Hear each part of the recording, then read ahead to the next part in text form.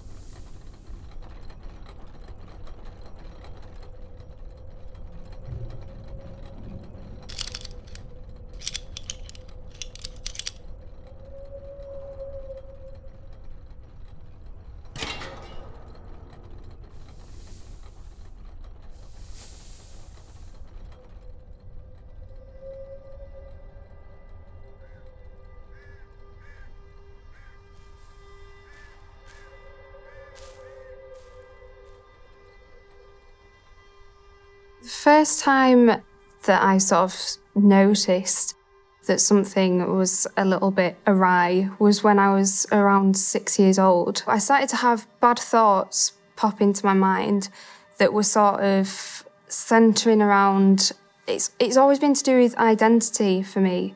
And I used to think things like, maybe I'm not me, maybe I'm not Rachel. I was 14, 15 years old. I was in a children's home in Lancashire and I started to fear going outside of the house. People say, would say at the time, don't be so self-centered. But actually, I felt like I was the only person who understood what was going on. So I had to be in a conversation with myself about it. I felt an immense sense of fear of everything and everybody. From the age of 10, I was hearing what I thought was an angel, and that was fine, because it was nice, it was a friend. But then when I was around 16, 17, that's when the voice changed, and it became what I thought was the devil. I didn't think it was a symptom, do you know what I mean? I thought it was me.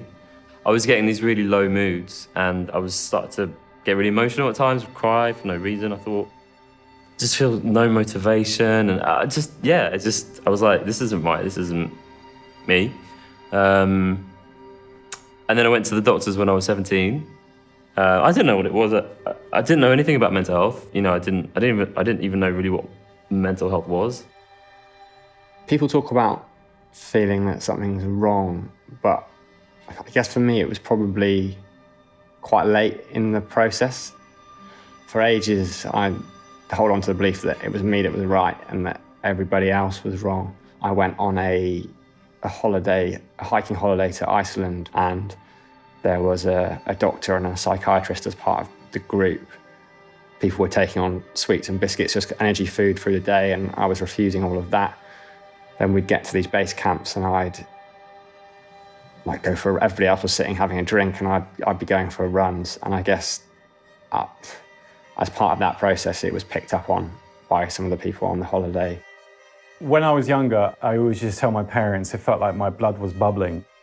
When I was really little, I was bullied quite a lot, and I used to always feel like panicked and like weird about that kind of thing. And it was only when I moved schools and I became what considered popular, and nothing really changed and I remained the same.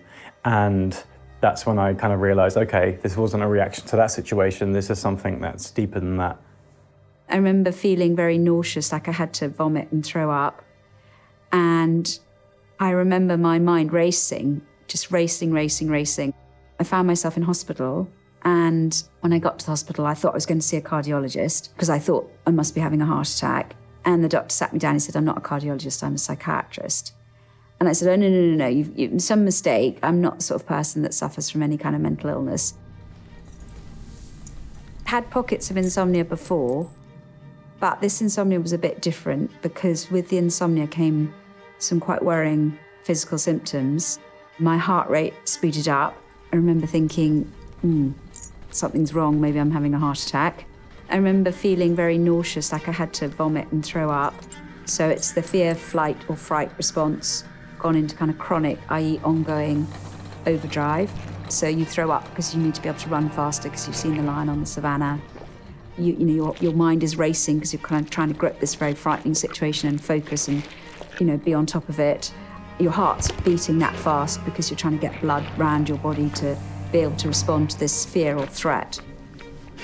My thoughts sort of went something like this, like, well, if I can't get to sleep, I can't get to work. I can't get to work, I can't pay the bills. I can't pay the bills, can't pay the mortgage. Can't pay the mortgage, lose the house, lose the children, lose it. It's all over. So very kind of catastrophic thinking.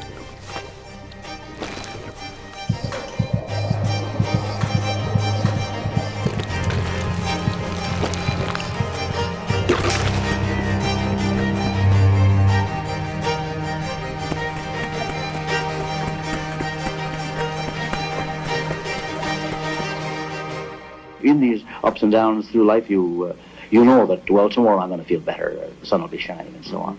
But when you're in this type of depression I speak of, it doesn't matter whether it's a black of night or whether the sun is shining, whether it's pouring rain, whether it's snowing or anything else, nothing looks good. It's all blackness.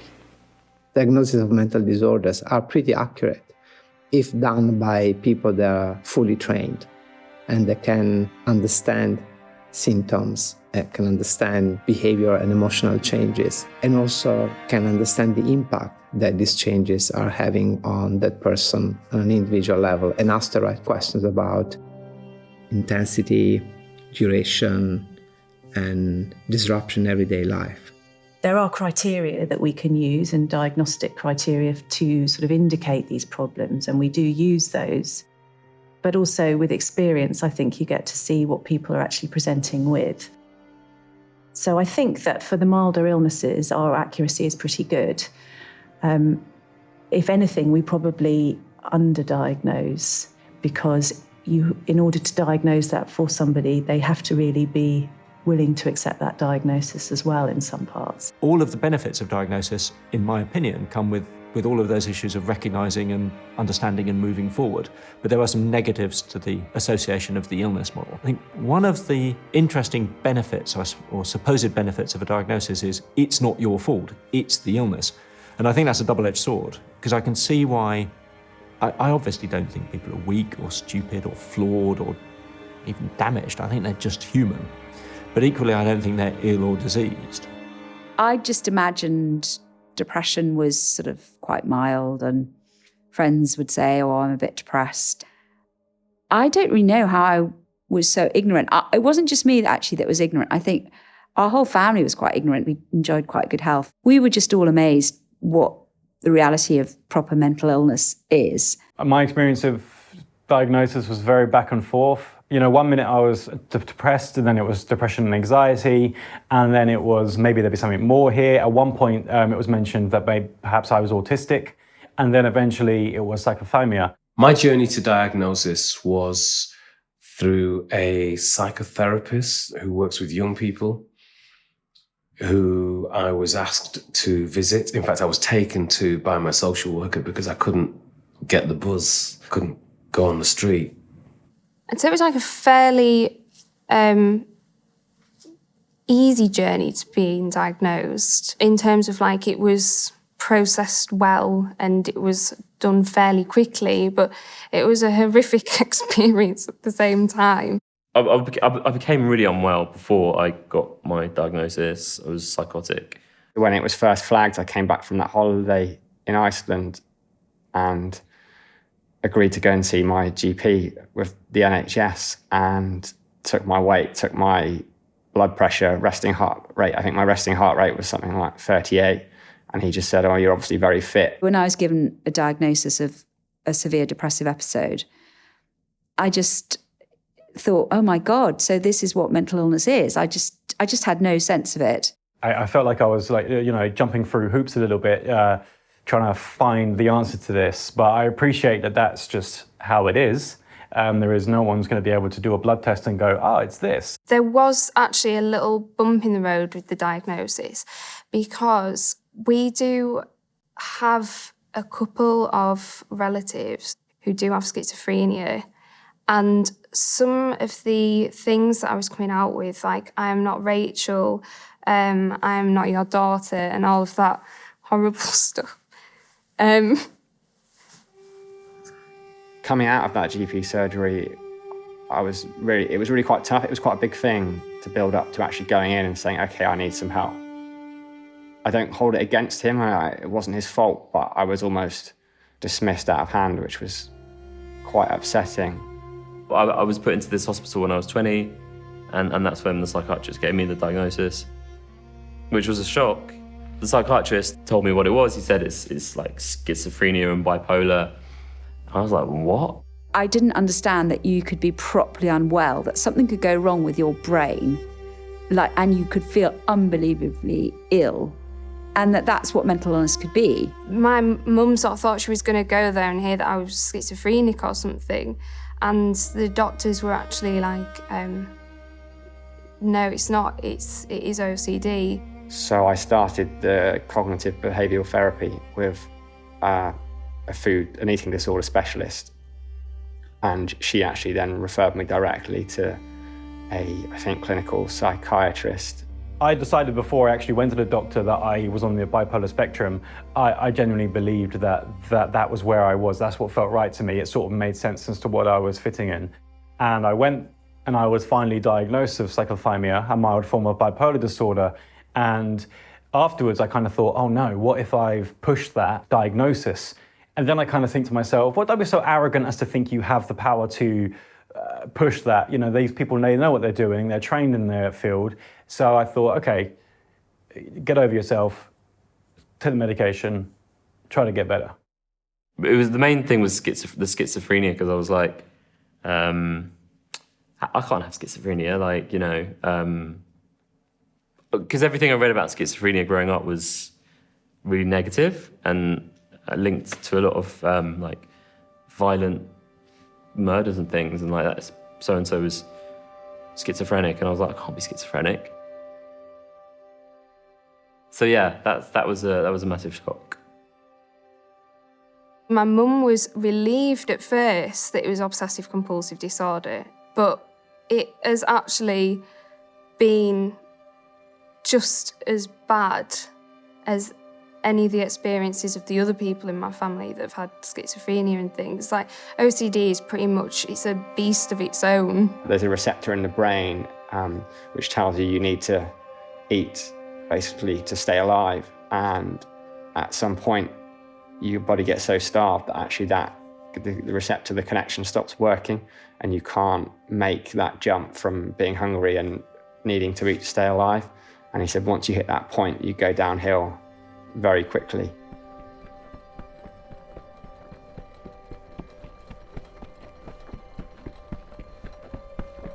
I used to think that however much I achieved, I was always on the edge of a big drop, a ravine.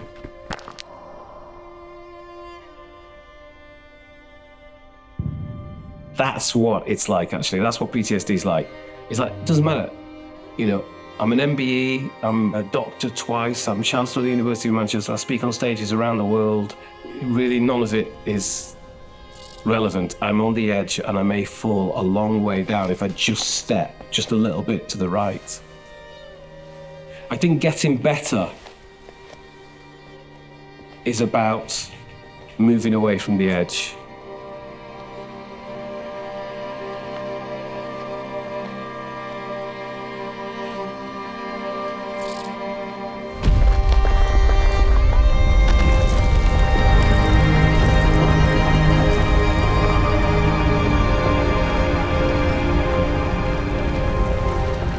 I think ultimately it's got to do with self-worth and reasons to be alive. You know, I think I have to constantly have a reason to be alive. If depression is really so horrible, why are you all defending it so fervently? So it's real, it's so powerful, it's real. Why are you defending this horrible thing?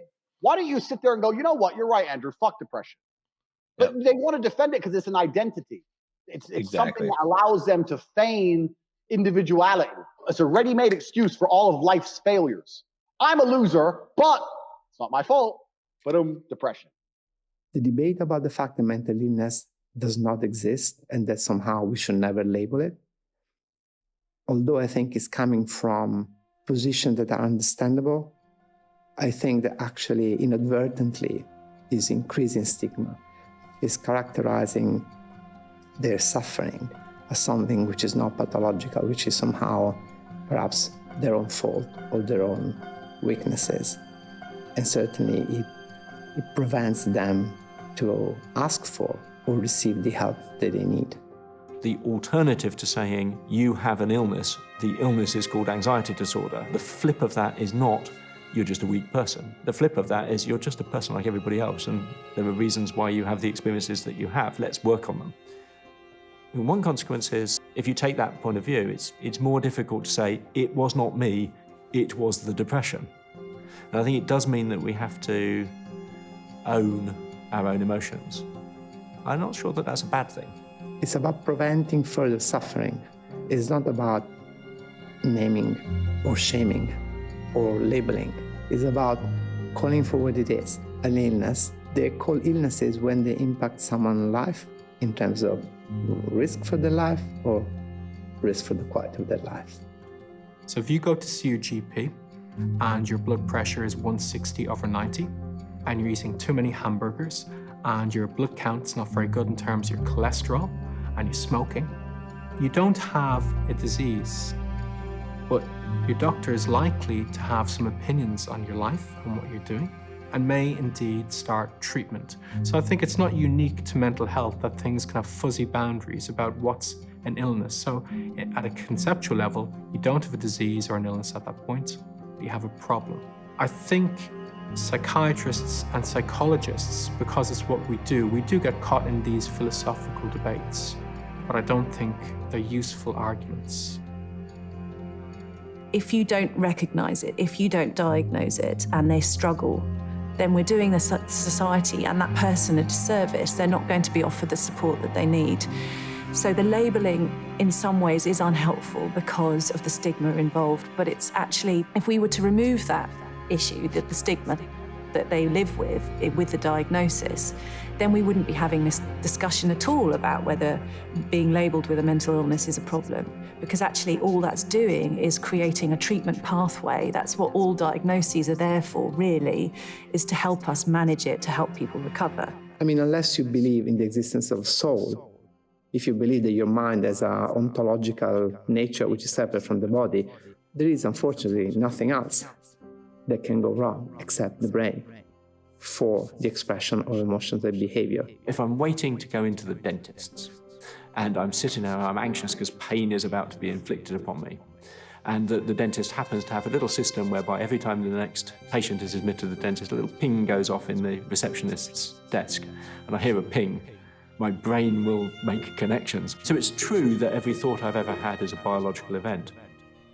And psychiatrists have used that point to argue that therefore being depressed is a biological event, and being anxious is a biological event, hearing voices is a biological event, and recovery from those experiences must be biological too. It makes sense to think, yes, this is a biological phenomenon, but it doesn't make sense to say some of those biological events are illness events and others aren't. So writing a poem isn't an illness event. Becoming excited at the prospect of seeing your newborn grandson isn't an illness event, but becoming depressed because you've lost your job is an illness event. And I fail to understand the academic and scientific logic between saying everything that happens in our brains is a biological event, but only some of those things we'll classify as illness events. I don't see the logic of it. Tell me the difference between a mental illness and a physical illness, and why should we label physical illness? For me, mental illnesses are like physical illnesses. They become illnesses when there is a clear risk for the life of an individual. We have no problem labeling someone as suffering from diabetes because we want to save their lives. And we do exactly the same when we call it a mental illness.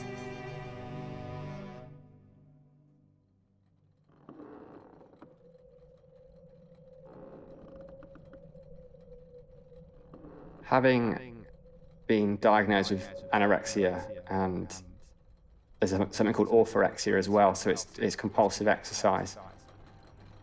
It's just a physical manifestation of the disease. It's all about control.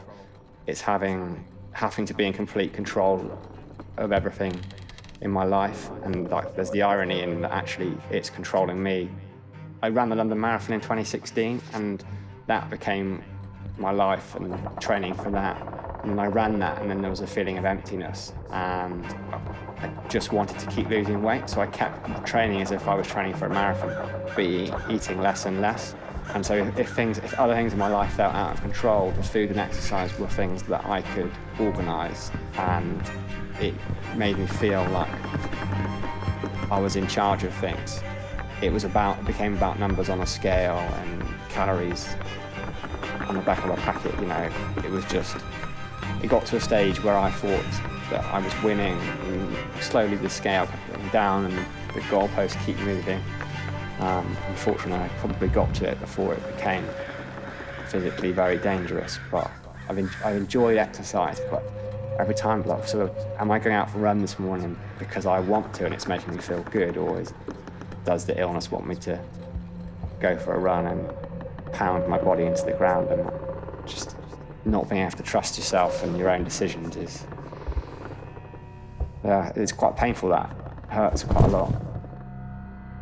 Prescriptions have skyrocketed more than 60% in the last 2 decades, and overdose deaths involving benzos have quadrupled. Really, the best treatment for a chronic anxiety disorder is behavioral interventions. I think medication has a role in mental health for many people. I think it also has lots of limitations. And I think what's interesting is there are few areas of mental health that attract more heat and noise than debates around medication. I actually have been in the system since I was 13, and I've only just been offered medication last week. I've had very mixed experiences with medication. I went from feeling a bit dazed to feeling nothing, to there was some medication that made me so violent I put my hand through a wall and through a door, and came off of that very swiftly. Initially, I was resistant. I didn't want to take it because I was worried I was losing control, and it seemed quite scary to take a lot of drugs. I just find I actually get a little bit jealous, when people say, oh, I've been given medication because I'm just sort of having a little bit of anxiety at work.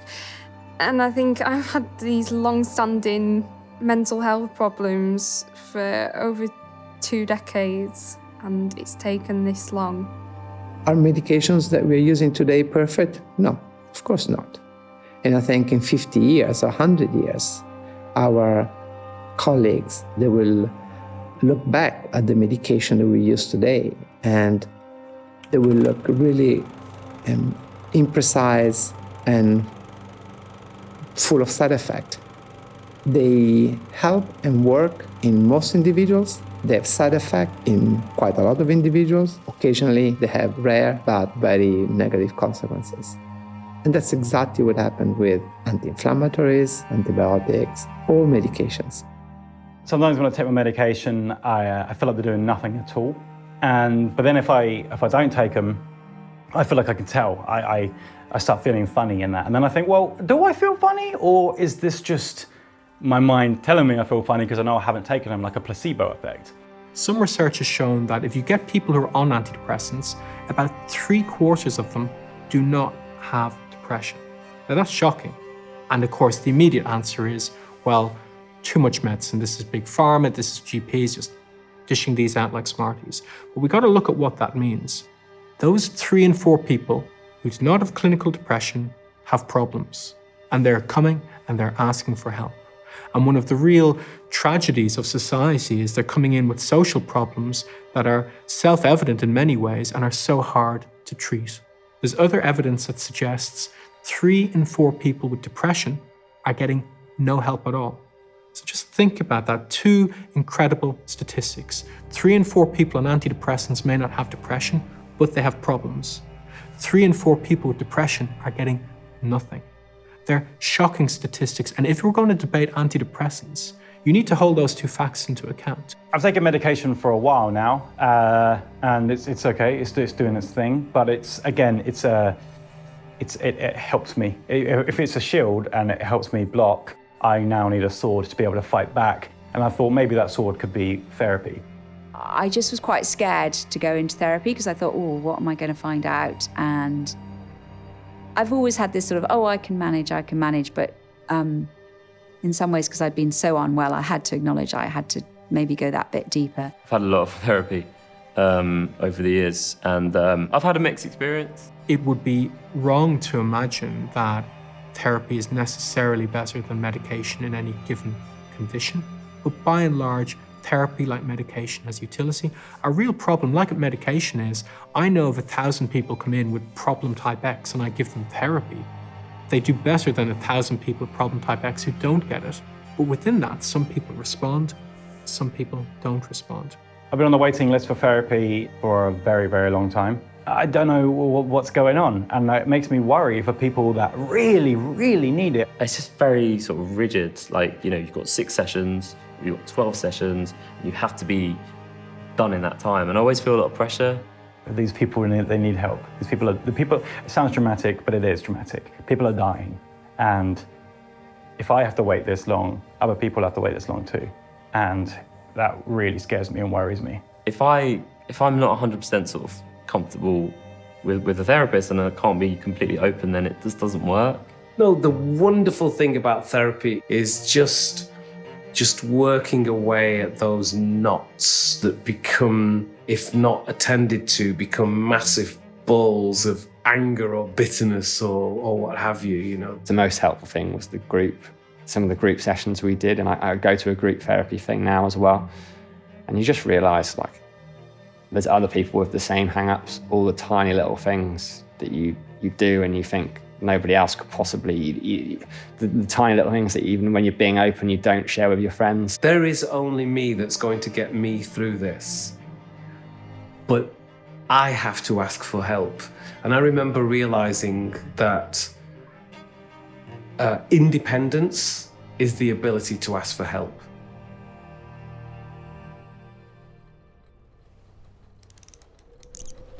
OCD feels like living a double life because it is very, very real to me, and it makes me feel scared because of all the things that are running through my mind. And it also makes me feel trapped because sort of like a key thing with OCD is that it's like stepping into a sticky web. So I often feel like it's like entrapment.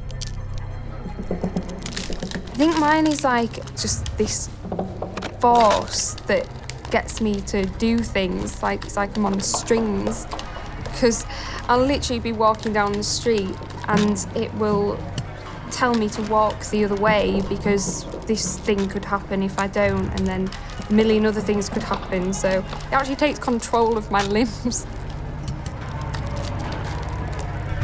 Because OCD, you give it an inch and it'll take 10 miles.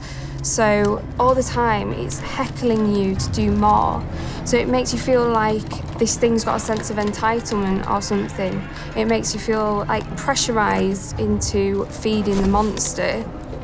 I don't really know what it wants me to do. Like, I'm doing all of this work for it, and I don't, like, it'll ask me to do something else. Basically what it feels like my thoughts aren't my private thoughts. It feels like every thought I have in my head is up for judgment or up for analysing by some other being.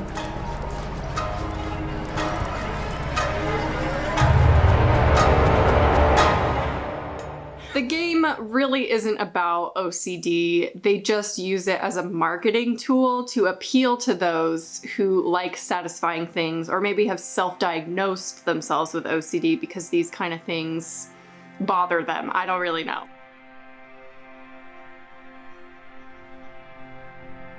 If someone takes themselves to rehab, that's a really strong step. That's something that they're doing to better their lives.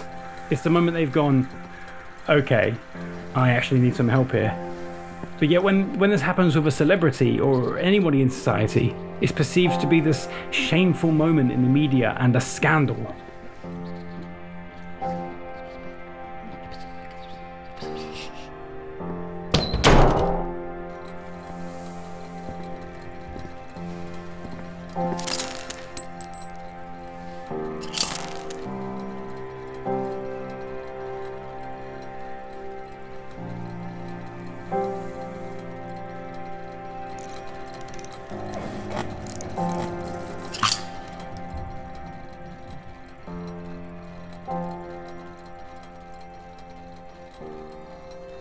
I think that there's a lot of misunderstanding about what mental health problems are, and therefore a lot of fear around the diagnosis.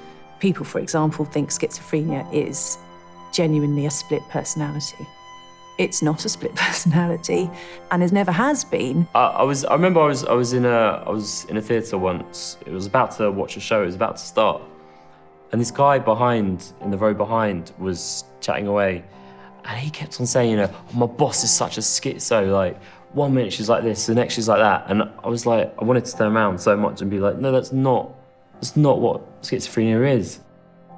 It is annoying to see, you know, like obsessive Christmas disorder, obsessive bauble disorder, or bauble placement disorder, or whatever it is, circulating around Facebook and things.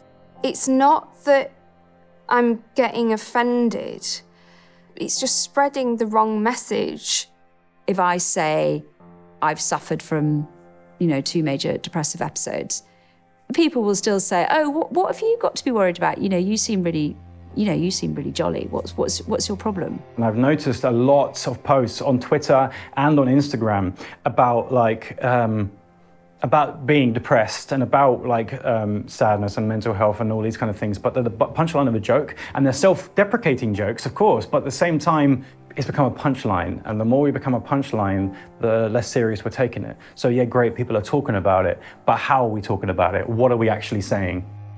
I'm frightened of people who pretend that everything is perfect, or who have a very fixed idea of what normality is. They're like emotional fascists, who refuse to empathize with people in their own family, who'll be suffering. I guess probably my initial reaction without thinking of it was, well, I can't have anorexia because I'm a man, and that is just it's kind of born out of my own naivety. It's not to say it's right or wrong to think like that, but that is just how I imagine that most people view it until you've come into contact with it. I don't think people do fake it as much as people make out, but it's so easy to. And if you're cynical, and if you doubt people, and if you don't quite trust people around you in that, of course you're going to go, yeah, all right, but are you actually though, or you just kind of get a day off work? If you've got a job and you've got a husband, you've got a family, why could you be mentally unwell? And I think that is just a real sort of psychological challenge of coverage of mental illness, that people just still can't quite get their heads around that it could happen to anybody.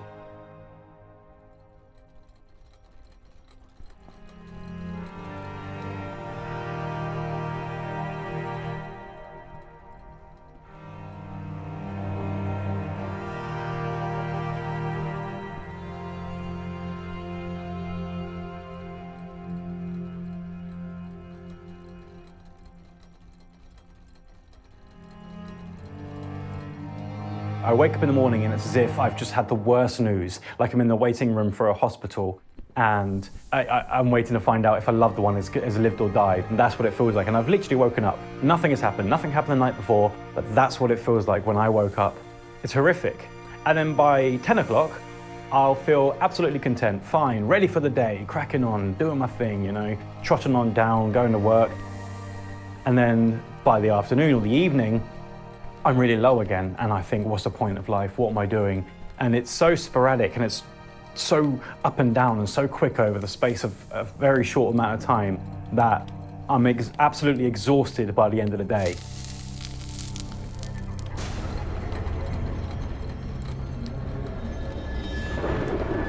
These sporadic moods, they can make me feel so uncomfortable. I could be at a party, and for the first 2 hours I'm having a great time. By 10 o'clock, when the party's starting to really kick off, I will literally go, yeah, time to go home now.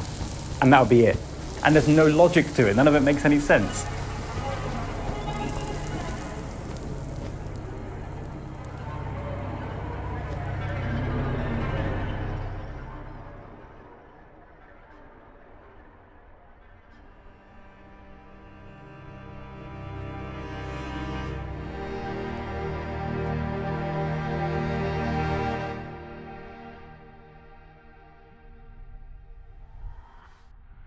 It makes it very difficult, and it's difficult for friends. It's difficult for, definitely difficult for relationships and partners, because they have to deal with. They wake up in the morning, or they walk into a room and they have no idea who I'm going to be in that moment. It's constantly makes them feel like they're on edge, walking on eggshells, and then I get frustrated that they feel that way, and I get worse, and it just becomes a cycle.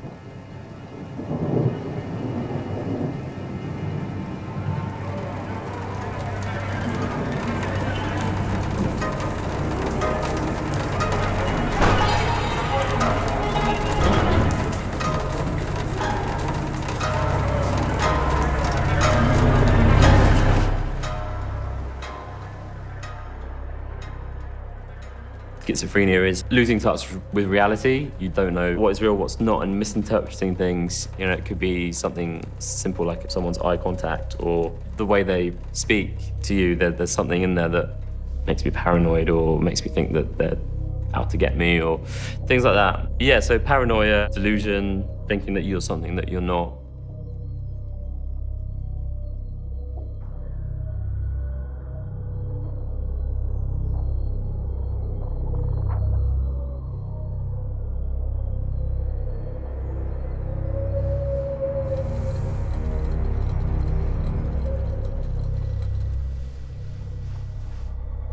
So my hearing a voice started when I was 10. It wasn't me, it was a character, it was a different person. Basically, yeah, tormenting me and challenging me to do things.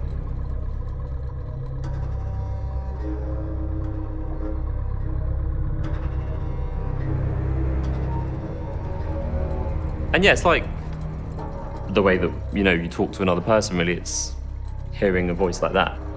And obviously, yeah, when I was growing up, I thought it was real. But now I know it's not real, but it's still It still feels real. I know it's not. I tell myself it's not, but it's still like, because the voice is authoritative and dominant and do this. If you don't do this, like, so it's not me. It feels like someone else, but yeah, I need to remind myself it's not real.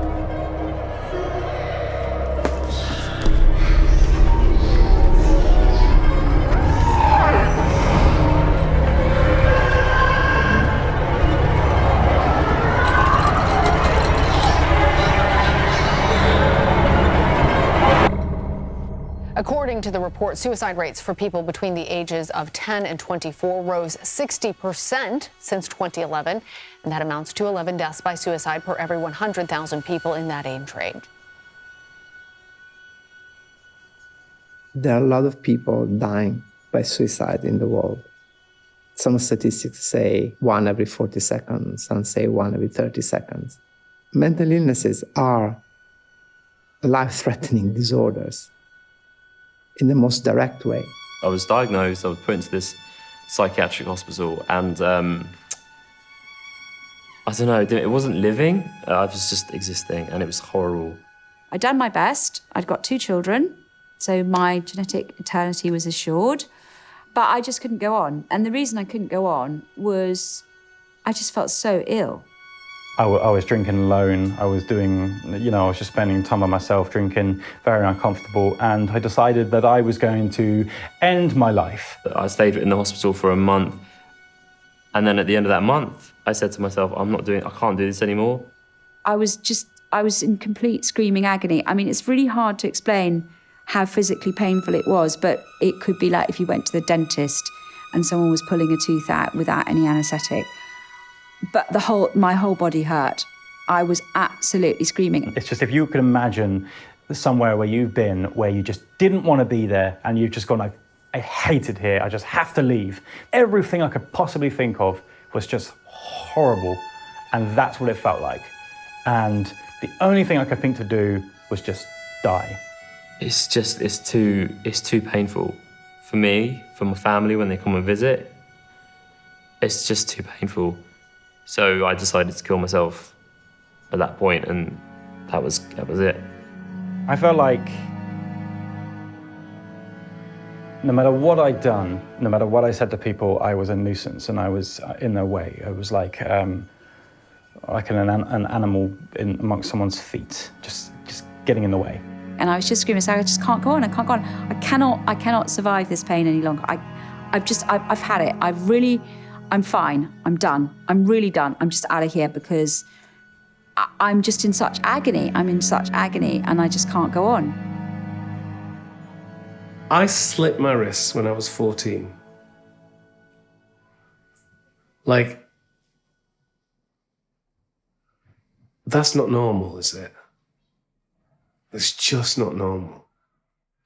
And I've still got, you can just see the mark. It's just, and that's exactly where it is. Incredible. And I don't tell people that.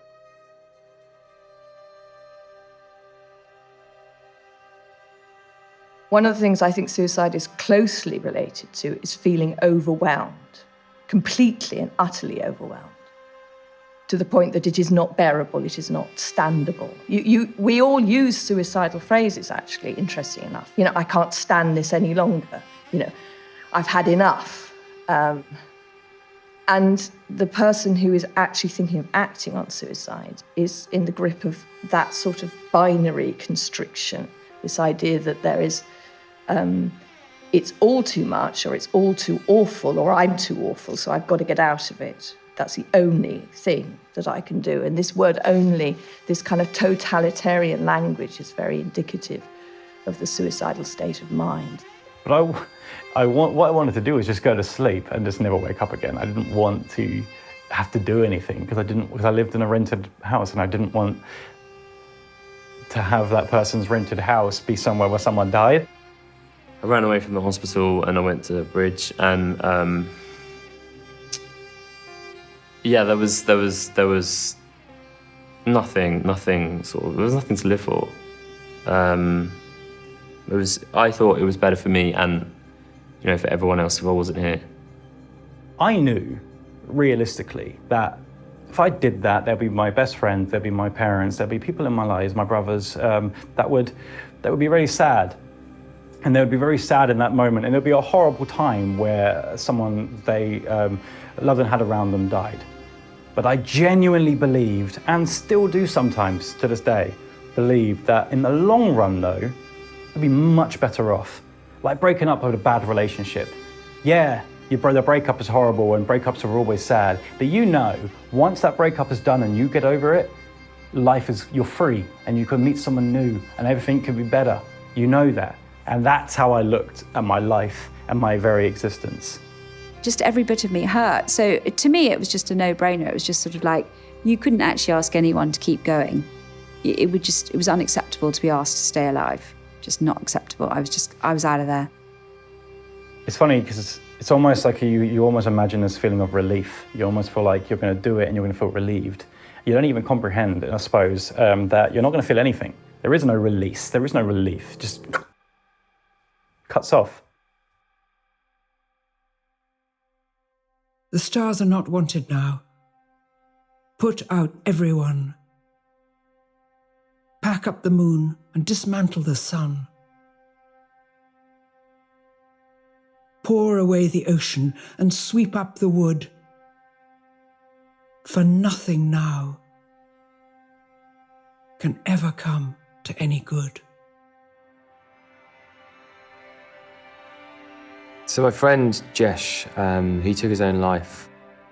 He was a really, really good friend of mine. I'd known him for almost 20 years. We met at university. He's a wonderful person. He was really caring, really loving, really fun, very outgoing. I got a phone call from a lady I used to work with in my previous company, and she said, oh, he's taken his life.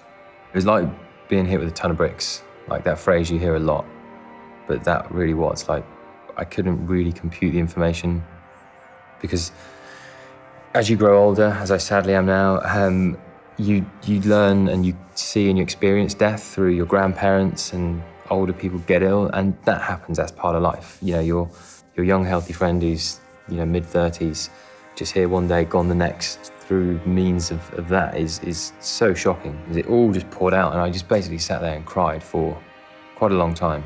It was really one of the most awful moments of my whole life, and I felt responsible. Some of my friends felt really responsible who'd seen him a little more recently than I.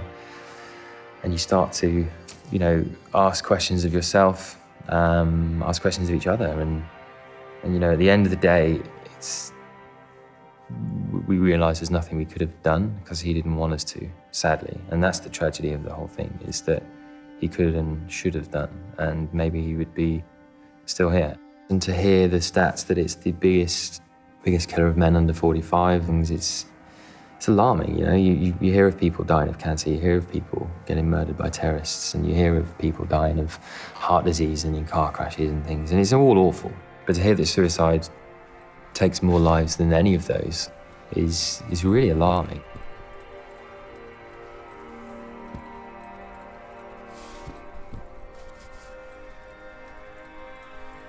I don't believe it's a selfish or cowardly act, nor do I believe it's a brave act. I think it is one of the most complex areas of mental health, and I think it's very hard to judge why people do what they do.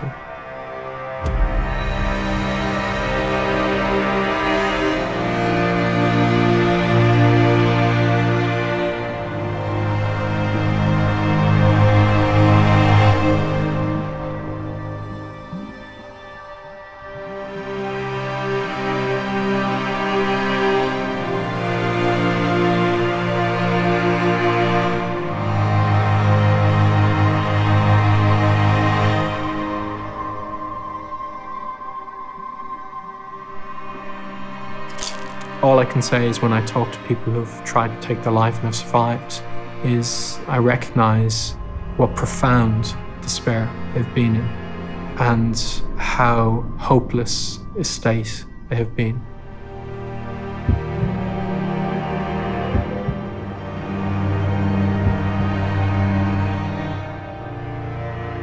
think cowardly would perhaps be connected with this idea that I'm having to shoulder all of these responsibilities. I've got to get to work, I've got a busy day, I've got children to feed or, shopping to do, and, I've got an important meeting.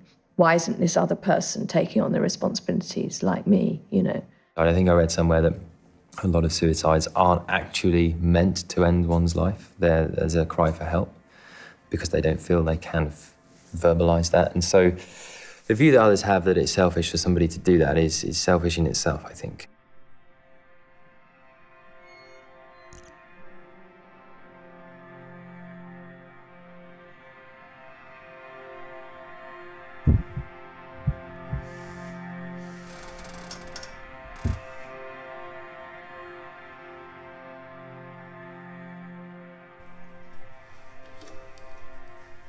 They feel useless. They feel that they're not a pertinent part of society. They don't feel that they're going to be of any benefit to anybody around them.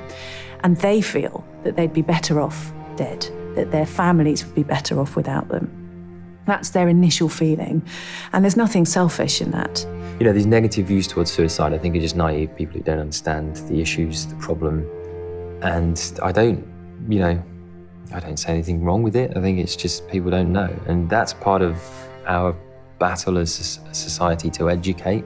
Educate might be a bit condescending of a word, but to show people that there is issues here. And it's not just a case of, someone's had a shit day, I'm going to jump in front of a train. That's not what it is, I've had really, really crap days, but, I'd never put myself in that scenario. So it's not just a selfish act. The other thing is, to connect with the aggression, that it leaves the people who've been left behind with a lot of complicated feelings and a lot of anger, which might be very difficult for them to articulate. So that might also be why they might make this claim of selfishness. On the other hand, and also, I think that there's a grain of truth in it, not selfish, because that has such a pejorative meaning, but the fact is at the time of the act of suicide, the person isn't actually thinking about anybody else, because the connection with everyone and every other and the world has gone. One of the difficulties is that when we feel well, it's easy to come out with arguments about what you'll get through it, what you'll be okay, why would you do that? In a sense, one could turn it around and say how dire a state must it be to have lost that. And I know from experience and talking to people that people lose hope and lose faith. And to be in a position where you see no future and no hope and no way through, and that the only way is to end a life of pain, is a darker hole, I think, than most of us can imagine. I think we should be loath to draw judgments on why people do what they do. And we should be very keen and active in trying to help people. It breaks my heart to think my friend, we'd have beers, we'd have a laugh, we'd talk about life, fun, go on holiday, and then he'd go home and maybe, feel awful. And that's the worst thing. It sounds stupid, not that he took his life, that is awful and it's horrendous, but the fact that maybe for years, maybe years, he was struggling on his own, in his bedroom, wherever, he was really tackling demons, and that's not selfish. It's very rejecting. That's what I would say. It's very rejecting, and I think that's why people make accusations back, and they relieve themselves then of the great deal of difficulty of dealing with their own pain and fear about it all.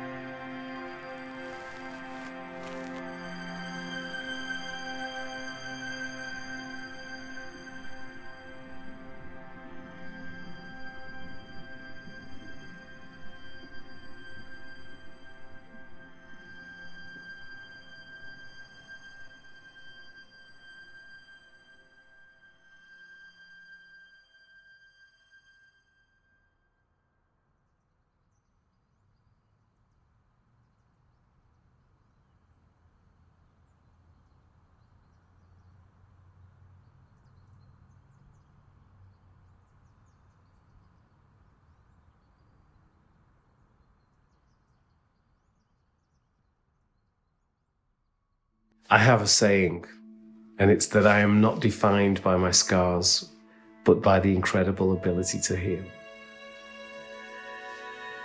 It is becoming a more pertinent issue for people. It is being more documented. It is being more talked about, which is great. You know, there's some very leading public figures, there's some leading celebrities who are putting themselves out there. There are some people who are making some strides to make people more aware of this issue. So I think there's been a big improvement in the way the media cover things, and they've acknowledged this idea that it is a proper illness. And I think in terms of stigma, there's been some amazing work with celebrities, particularly in the arts. You know, we're a better society for empathy and openness regarding mental illness and addictions. It's so difficult to make that initial leap of faith and actually confide in someone or go and get some help. Friends that I have, they're great. They treat me exactly the same as they would have done beforehand. They treat me exactly the same as they would have done if they didn't know I had any diagnosis whatsoever. And that's the way that I like it. And they know that's the way I like it, and that's why they do it. If I need someone to just talk to or someone to just leave me alone, sometimes they can get a bit like, oh, have I done something? Or, you know, just because they're human beings too. But most of the time, they get it.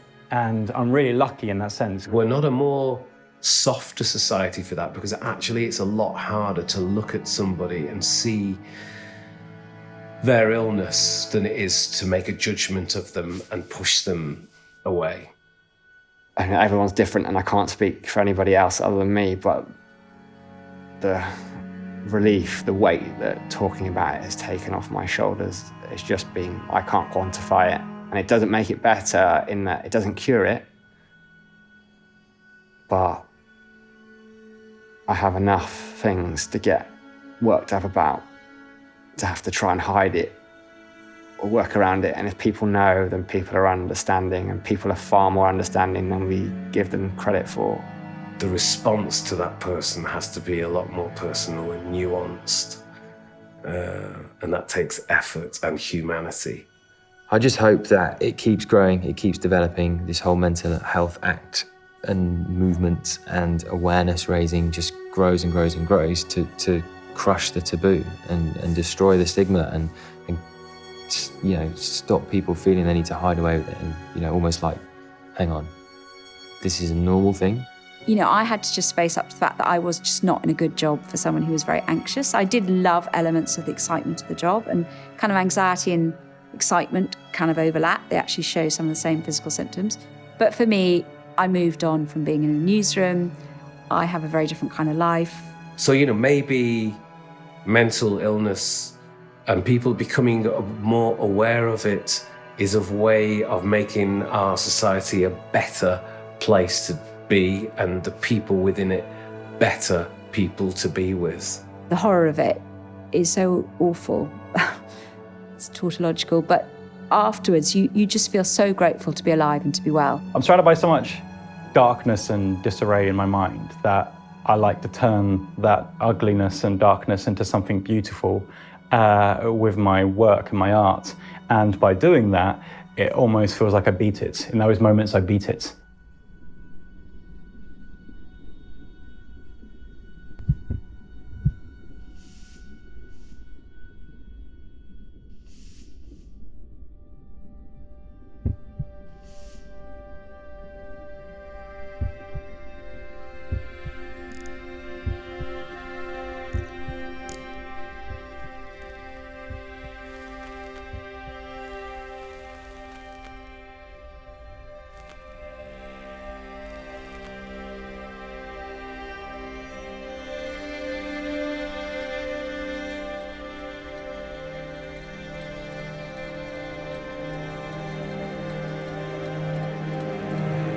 See, well, my mental health condition, it makes me question who I am as a person. I often think, where does my mental illness end and where does my personality begin? It will never go away completely. It will always be there, and it's about managing it.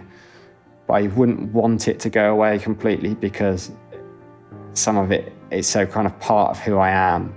I'm so much more than I was before, and not because of my mental illness, but in spite of it.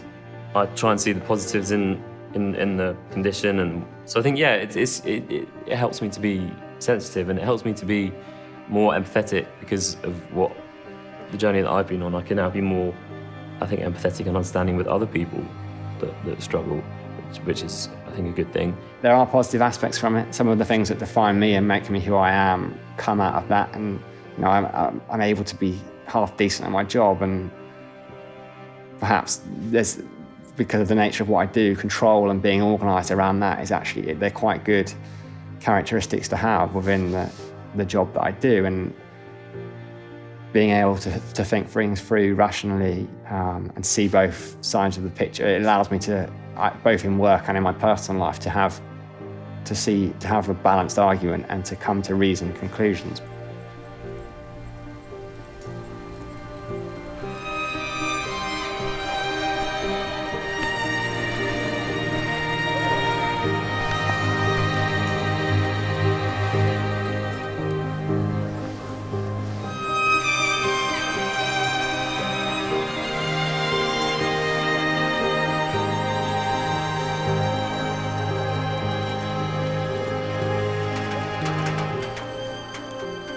I used to always think OCD has ruined my life. It's been such a negative thing, but it's not. I'd say it's definitely blighted my life. It's not ruined my life though.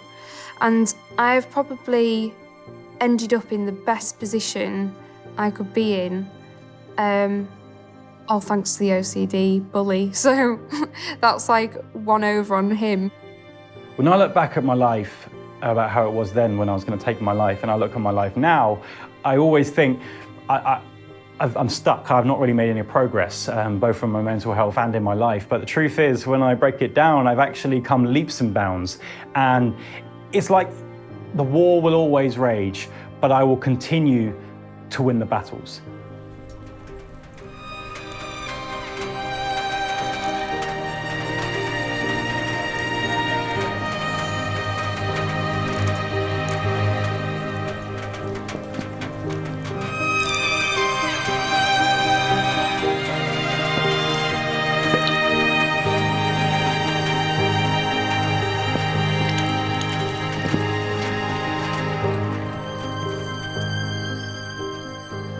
Over the time, I've been involved in more charitable work around mental health awareness, and it's really changed how I view the world. It's changed how I see people, and it's really, hopefully, made me a better person. It's given me a level of empathy that I don't know if I'd have if I didn't have these problems. I feel like that makes my life a lot better and a lot more bearable, and it makes it easier for me to try to help people as much as I can.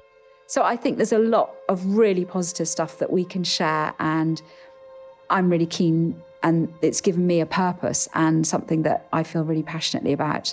It doesn't matter what your viewpoint on mental illness is. It doesn't matter what your opinion is. There are people around the world that are suffering, and as these people we need to put the effort into and we need to work with. It gives me insight into people, and that, people often are much more than what they seem, and it allows you to have contact with